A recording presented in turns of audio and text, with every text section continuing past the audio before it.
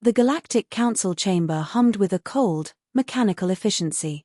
Towering alien dignitaries, each representing a different starfaring civilization, filled the vast circular room. The air crackled with an uneasy tension, and the soft hum of energy fields layered over the hushed conversations between species of various sizes, colors, and appendages. In the center of the chamber, on an elevated platform, stood the accused, a human child, no older than 8 years old, clad in a simple jumpsuit bearing the insignia of Earth. His wide eyes darted nervously around the room, reflecting the glow of the intricate alien symbols carved into the walls. He looked small, insignificant, compared to the towering forms surrounding him. Grand Arbiter ZalZYR, a skeletal figure encased in gleaming obsidian armor, observed the child with what could only be described as disdain. His elongated fingers tapped rhythmically against the control panel in front of him. The council had convened to address a grave matter, one they believed threatened the delicate balance of interstellar order, a decision that could alter the course of history. Humanity, ZalZYR's voice echoed through the chamber, stands accused of countless breaches of interstellar law. They have defied our decrees, expanded beyond their borders, and demonstrated alarming potential for unchecked violence. This specimen before us is evidence of their corruption. A murmur spread through the council, some species clicking their approval while others exchanged uncertain glances, their expressions a mix of intrigue and concern. Please. A voice cut through the tension, trembling but resolute. Dr. Evelyn Grant, a human representative, stood at the base of the platform. Her eyes were filled with desperate determination. He's just a child. Whatever accusations you have against humanity, he is not responsible. ZalZYR tilted his head, the alien equivalent of an eye roll. The council finds your protests irrelevant. The laws of the galaxy are clear. An example must be made. If humanity is to be controlled, we must demonstrate the consequences of their actions. A towering, reptilian diplomat, a member of the Crawl Dominion, leaned forward. Yes, he hissed, his forked tongue flicking out. Humans breed conflict. They must learn to respect the order of the galaxy. The child, Timmy, clutched a small, worn-out stuffed bear in his trembling hands. His lower lip quivered, and he looked up at Evelyn with pleading eyes. Dr. Grant. I just want to go home.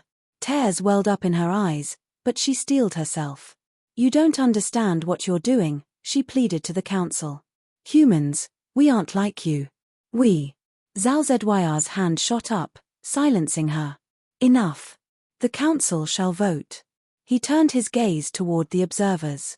Shall the accused be eradicated, as a warning to their kind? A holographic display flickered to life above the council, and one by one, alien representatives cast their votes. The results illuminated the chamber in red, guilty. ZalZYR nodded. The sentence is death.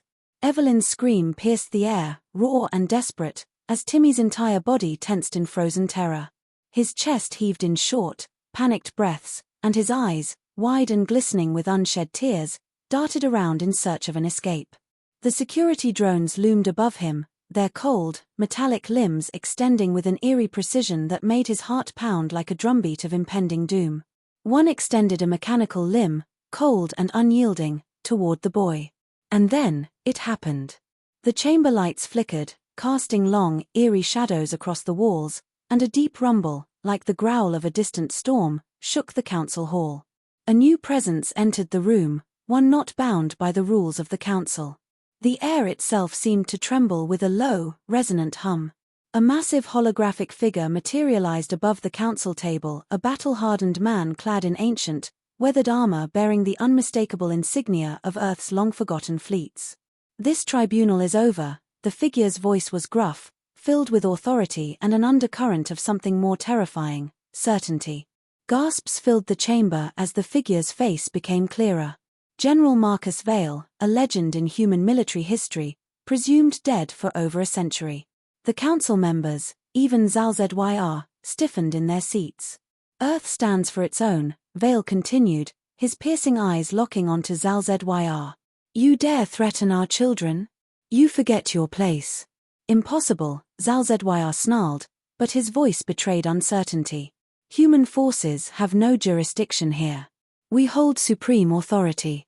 Vale's lips curled into a knowing smirk. You think Earth bends to anyone's rules? We don't negotiate under threats. We define the battlefield, and you're standing on it. The hologram flickered, and the chamber doors burst open, revealing heavily armed human soldiers, clad in sleek black armor lined with glowing red visors. They moved with deadly precision, taking positions around the room. Evelyn's heart pounded as hope surged through her. Timmy stared in awe, his heart pounding in his chest, as the soldiers formed a protective perimeter around him, their visors gleaming with an eerie red glow that made them seem almost otherworldly. Withdraw your sentence, Vale commanded, his voice sending chills through the assembly. Zalzedwyar's claws twitched in frustration, his mandibles clicking in agitation. This is an act of war. His voice wavered, betraying the uncertainty creeping into his calculated demeanor. Vale leaned in, his holographic form looming over the council. War? Oh, you have no idea what war means until you've faced Earth's ancient fleets. Do you want to see what humanity truly holds in its arsenal? We were kind enough to hide it. A murmur of fear swept through the council chamber. Even the cruel diplomat shifted uneasily in his seat. Evelyn took a cautious step forward. We are not here to make war. We just want to take our child and leave in peace. Zalzedwyar's eyes flicked between Vale and the soldiers. He weighed his options carefully. Finally, he nodded, the barest of gestures, and waved a hand toward the drones. Release the child. The mechanical restraints unlocked, and Timmy ran into Evelyn's arms, sobbing. The soldiers stood their ground, their eyes scanning the room for any sign of deception. Vale's hologram lingered for a moment longer. Consider this your only warning. Harm one more of ours, and you'll understand what it means to awaken an ancient fleet. With that, the hologram fizzled out, and the human forces withdrew, escorting Evelyn and Timmy to safety. Silence fell over the council chamber, leaving only the distant echo of footsteps fading away, yet an ominous tension hung in the air, a silent promise that Earth's response had merely begun to unfold. Zalzedwyar's claws tightened into a fist. Humans are not to be underestimated. The council chamber remained in stunned silence long after the human forces had withdrawn, their footsteps a distant echo reverberating through the vast halls. Zalzedwyar's skeletal form quivered, his elongated fingers twitching involuntarily as his cold, calculating mind churned through countless contingencies, each more desperate than the last. The other council members exchanged wary glances, their once assured demeanor now laced with unease. This cannot stand, the cruel diplomat rasped, his reptilian scales rippling with agitation. Humanity has violated our sovereignty. They have openly defied our judgment. Zalzedwyar straightened, his obsidian armor catching the dim chamber light. Indeed. Their audacity knows no bounds. If we allow this insult to go unpunished, the entire fabric of interstellar law will unravel. We must respond. A low murmur rippled through the chamber, punctuated by the rhythmic clicking of insectoid diplomats conferring in hushed tones. A towering, amphibious representative from the Kaleeth Dominion croaked out, "We must act with caution. The humans are unpredictable. Their ancient fleets are spoken of in whispers. Whispers are nothing compared to the iron will of the council." Zalzedwyar spat, slamming his palm against the control panel, sending a reverberating pulse through the chamber. We will not cower before their threats. Mobilize the Grand Armada. We will crush them before they have the chance to become a greater threat. Yet even as his words rang with confidence, a palpable hesitation filled the air.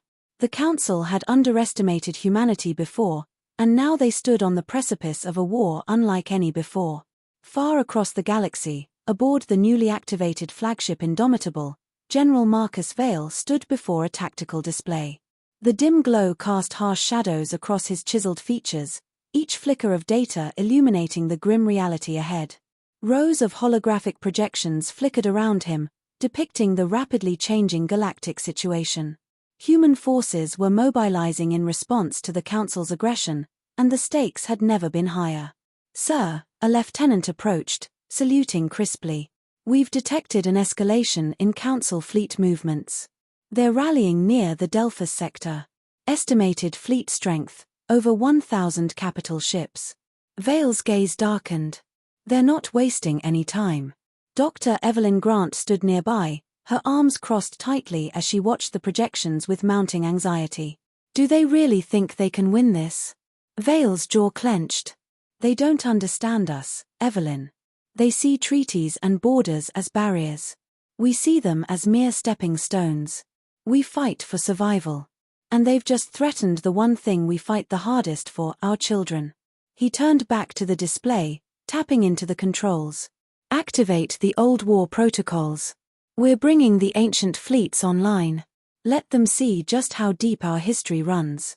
Across the Sol system, deep beneath the Martian surface, ancient bunkers long thought abandoned flickered to life. Buried warships, relics of humanity's past conflicts, groaned and shifted, their hulls trembling under the surge of reactivated power cores. The cavernous hangars echoed with the low hum of awakening titans, casting eerie shadows across the steel-clad walls. Engineers scrambled to their stations, bringing the forgotten behemoths back to operational status. The hum of reactors reactivating filled the underground hangars, and the crimson glow of long-dormant engines illuminated the darkness. Status report, Vale demanded as incoming data streamed in. The Archangel, Sovereign Spear, and Eclipse Rising are online, sir, an officer reported. Their AI cores are fully operational, and weapon systems are responding. They're old, but still formidable. Good, Vale muttered. Very good. Meanwhile, in the Council's war room, Zalzadware examined intelligence reports on humanity's growing military strength, his mandibles clicking in irritation. We cannot allow them to gain the advantage. Deploy forward strike teams to disrupt their mobilization. The cruel diplomat nodded sharply. We should target their logistical networks. Cut them off before they can bring their full might to bear. The Council's plan was set in motion, but in their rush to contain humanity, they had once again underestimated their resilience. As elite alien strike teams moved to sabotage Earth's war efforts, they encountered something no intelligence report had ever prepared them for: the unrelenting ingenuity of humanity. On an asteroid mining outpost along the border, a squad of Council operatives infiltrated the facility, aiming to disable critical supply lines. They were met not with soldiers, but with miners, gritty, determined men and women who wielded their mining tools with lethal precision. Plasma drills tore through alien armor, and reinforced exosuits turned the tide in brutal, close-quarters combat. The Council operatives, expecting an easy victory, found themselves outmaneuvered at every turn. Sir, we have a situation, a panicked voice crackled over Zalzadwyar's communicator. The Grand Arbiter's eyes narrowed. What now? The humans, they're resisting far more effectively than anticipated. Our infiltration teams are being routed. They're fighting back with terrifying efficiency. Zalzadwyar hissed in frustration. Then we escalate. Prepare orbital bombardments. Earth will learn its place in the cosmos. But as the Council's forces prepared their next move, humanity's ancient fleets began their advance. From hidden bases across the system, the great ships emerged, massive, battle-worn relics with a legacy of war. They moved with purpose, their commanders seasoned in the art of adaptive warfare. General Vale watched from the bridge of the Indomitable, a wry smile forming. They never learn. Let's remind them why humans should never be cornered. Humanity's survival now hung in the balance, a fragile yet unyielding force, and the galaxy would soon bear witness to their resilience. The void of space crackled with tension as the massive human fleet, led by the Indomitable, surged forward from the shadows of the Sol system. On the bridge, General Marcus Vale stood resolute, his eyes locked onto the swirling mass of Council ships gathered in the Delphus sector. The once mighty Galactic Council, which had ruled the stars with an iron grip, now faced an adversary it had underestimated for far too long. Status report, Vale demanded, his voice cutting through the tense air. All systems green, sir, replied Commander Liu, her fingers dancing across the tactical interface. The ancient fleets are fully operational, and our strike forces are holding formation. Council forces have established a blockade, but their movements suggest uncertainty. They weren't expecting us to mobilize this quickly. Vale allowed himself a brief, knowing grin, the weight of countless battles reflected in his eyes. They never see it coming. Get me a direct link to the fleet. A moment later, his voice echoed across the command channels, reaching every soldier and officer. This is it, people.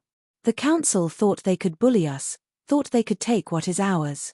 But they forgot the one thing that makes us different: we fight for each other, and we never back down.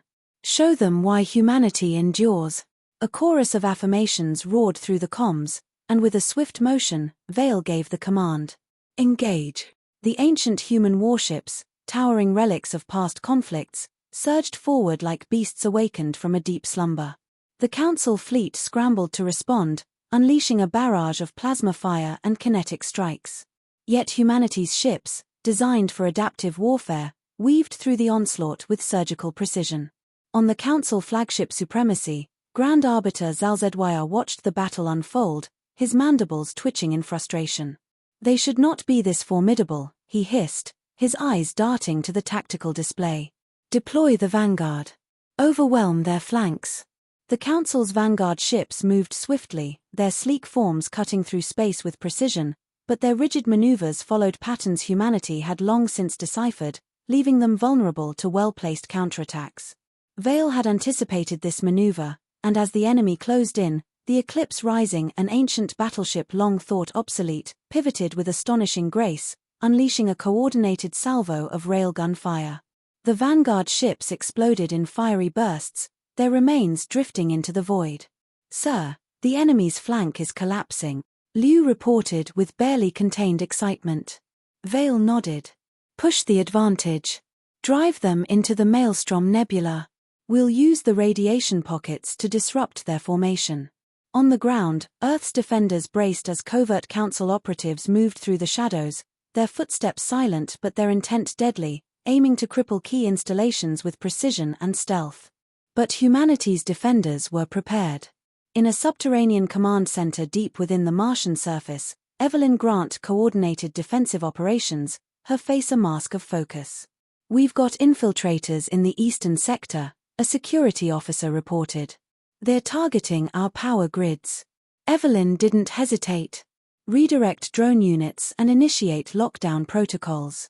No one gets in or out." In the tunnels below, Council saboteurs found themselves trapped in an unforgiving maze of automated defenses. Plasma turrets sprung to life, and mechanized units armed with advanced AI cornered the intruders with ruthless efficiency. "They underestimated us again," Evelyn murmured, watching the tactical feed with satisfaction. Back in the Delphus sector, the battle raged on. Humanity's resilience and adaptability were proving to be the Council's greatest undoing. ZalZYR, now pacing with frustration, turned to his commanders. "Launch the dreadnoughts. Crush them before they gain further ground." A ripple of dread spread through Vale's bridge crew as the Council's colossal dreadnoughts emerged from hyperspace, their massive forms blotting out entire sections of the starfield. "They brought the big guns," Liu whispered. Vale's eyes darkened with resolve as he considered the weight of his command. "Let's show them why Earth's fleets are legends. Order the Archangel to engage. Wake the old Guardians." The Archangel, humanity's last surviving supercarrier from the Galactic Wars, moved forward with a deliberate grace.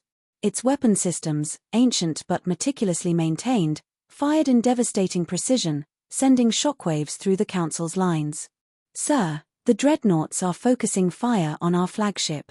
Shields are holding, but not for long," an officer shouted. Vale's mind raced. "Initiate maneuver Omega-12. Draw them into a crossfire. We'll give them too many targets to focus on." The fleet executed the maneuver flawlessly, splitting into strategic formations that overwhelmed the Council's targeting systems. One by one, the colossal dreadnoughts succumbed to precise, relentless attacks. Aboard the Supremacy, ZalZYR slammed his clawed hand against the command console. This is impossible. They are mere humans." His second-in-command, a composed but visibly shaken Zenthian, murmured, "Perhaps they are more than we assumed, Arbiter." Vale observed the Council's fleet fracture and scatter like a flock of startled birds, their once imposing formation disintegrating under humanity's relentless advance. "They're breaking," he said softly. "Push them out of our system, but don't pursue. We send a message today, not a slaughter." The bridge erupted in cheers, But Vale remained stoic, his eyes fixed on the fleeing remnants of the Council's once mighty force. "We won't always be underestimated," he muttered. "But they'll always remember today." As the battle wound down, humanity had done the impossible once again, defied the galactic order and stood victorious. But the war was far from over, and Vale knew the Council would return, perhaps with an even more desperate vengeance. The aftermath of the battle in the Delphus sector left the galaxy in stunned silence. The Galactic Council's once unquestioned authority had been shattered, and humanity had emerged, not just as a force to be reckoned with, but as a symbol of resilience and defiance against tyranny. Aboard the indomitable, General Marcus Vale stood at the observation deck, gazing out at the wreckage of Council ships drifting silently through the void. The stars beyond seemed unchanged, indifferent to the struggles of those who fought beneath them. Yet, Vale knew that the course of history had shifted irreversibly. Dr. Evelyn Grant approached, her expression solemn but hopeful. "We did it, Marcus. We held our ground." Vale nodded, his eyes locked on the drifting wreckage, silent reminders of the battle's cost. "We did more than that, Evelyn. We proved that humanity isn't just a collection of planets and people. We are an idea that refuses to be extinguished." Meanwhile, back at Earth, the news of their victory spread like wildfire. Across the planet, people celebrated not for victory, but for survival and the hope of a future without fear. The Galactic Council, humbled and fractured, convened an emergency summit. Grand Arbiter Zal-Zyr, once so confident in the Council's absolute dominion, now stood before the assembly with a heavy heart. "We misjudged humanity," he admitted, his voice a mixture of regret and grudging respect. "Their defiance was not born of arrogance, but of something far deeper, something we failed to understand." A hushed murmur filled the chamber. The Council had learned a hard lesson. Power alone was not enough to control the destiny of a species. Understanding, respect, and coexistence were far more powerful tools. In an unprecedented decision, the Council offered Earth a seat as an equal, recognizing humanity's resilience and strength. Humanity, once seen as an upstart race, had earned its place among the stars. At the acceptance ceremony, Vale stood before the assembled representatives, his voice steady but firm. "We did not seek this war, but we did not shrink from it. Our strength is not in our weapons, but in our unwavering belief that freedom is worth fighting for. Let this be the lesson learned, that strength tempered by wisdom is the path to true progress." The applause that followed was not just from human representatives, but from across the many alien civilizations present. In the end, humanity had not just won a battle, they had altered the very fabric of interstellar diplomacy. As the fleets dispersed and the war-worn soldiers returned home, Earth stood taller, not just as a world, but as a beacon of hope. The message was clear: unity, resilience, and the will to fight for what is right would always triumph over oppression. Dr. Grant, watching the celebrations from the steps of the United Earth Embassy, turned to Vale. "Do you think they'll ever truly understand us?" Vale gave a small, weary smile. "Maybe not. But they'll respect us. And in the end, that's enough." Above them, the stars remained indifferent, while humanity pressed forward, united by an unbreakable spirit. Moral of the story: strength is not in power alone, but in wisdom and understanding, key to a future founded on respect and unity.